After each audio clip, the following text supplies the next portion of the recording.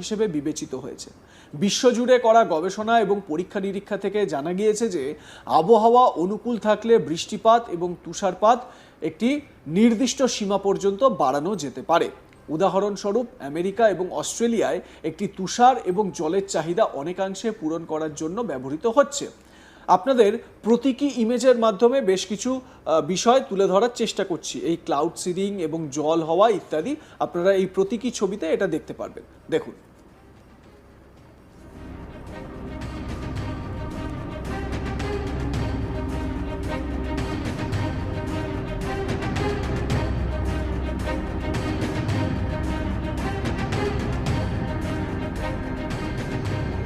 এর থেকে এটি ভালোভাবেই বোঝা যায় যে মানুষ দীর্ঘকাল ধরে প্রাকৃতিক ব্যবস্থায় মেঘ, বৃষ্টি, তুষার, বজ্রঝড় এবং ঘূর্ণিঝড় তৈরি করে আসছে, কখনো ইচ্ছাকৃতভাবে এবং কখনো অনিচ্ছাকৃতভাবে। এখানে আরও একটি বিষয় উঠে আসছে, যেহেতু কৃত্রিম মেঘের বিষয়টি ভারতও কার্যত আয়ত্ত করে ফেলেছে, সেক্ষেত্রে এবার কি এই মেঘ কোনো ক্ষেত্রে অস্ত্র হিসেবেও ব্যবহৃত হবে? অনেকে বলে থাকেন, অনেক বিশেষজ্ঞ, ক্লাইমেট ওয়ার। তো এটাও কি সেই ক্লাইমেট ওয়ারের মতন করেই আগামী দিনে ব্যবহার করা হবে? এই সিন্ধু জলবন্টন চুক্তি বাতিল করা এবং ভারতের জল না ছাড়াকেও অনেক বিশ্লেষকই আখ্যা দিচ্ছেন ক্লাইমেট ওয়ার এগেনস্ট পাকিস্তান। ভারতের ক্ষতি করতে এলে এটিও একটি অস্ত্র হয়ে উঠতে পারে বলেই মনে করা হচ্ছে। অর্থাৎ ভারত প্রিপেয়ার থাকছে, যদি কোনো রকমভাবে ভারতের এগেনস্টে কোনো রকম প্ররোচনা দেওয়া হয়।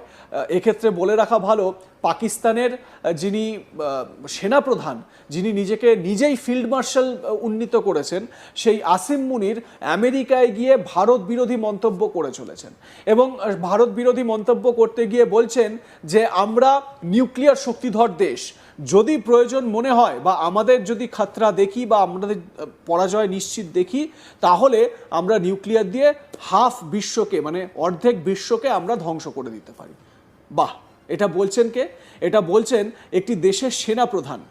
এবং সেনাপ্রধানরা বা সেনা সব থেকে ভালো জানে যে একটি যুদ্ধ বা একটি ওয়ার কতটা খারাপ একটি জিনিস।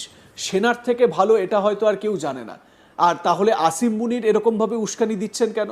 দিচ্ছেন তার কারণ, ভারত বিরোধী এজেন্ডাই তো নিজের দেশে টিকে থাকার অন্যতম প্রধান, বা বলা ভালো একমাত্র প্রধান এজেন্ডা, যেটা দিয়ে পাকিস্তানে টিকে থাকা যায়, নিজের দাবদাবা বানিয়ে রাখা যায়। আসিম মুনির এমন একজন ব্যক্তি, ভারত পাকিস্তানের উদাহরণ টানতে গিয়ে বলছেন ভারত হচ্ছে গিয়ে শাইনিং মার্সিডিজ আর পাকিস্তান নাকি ডাম্প ট্রাক। বুঝুন ঠেলা, নিজেদের খুব ভালোই চিনতে পেরেছেন। আপনাদের মতামত কি জানাতে ভুলবেন না। দেখতে থাকুন আজ তাক।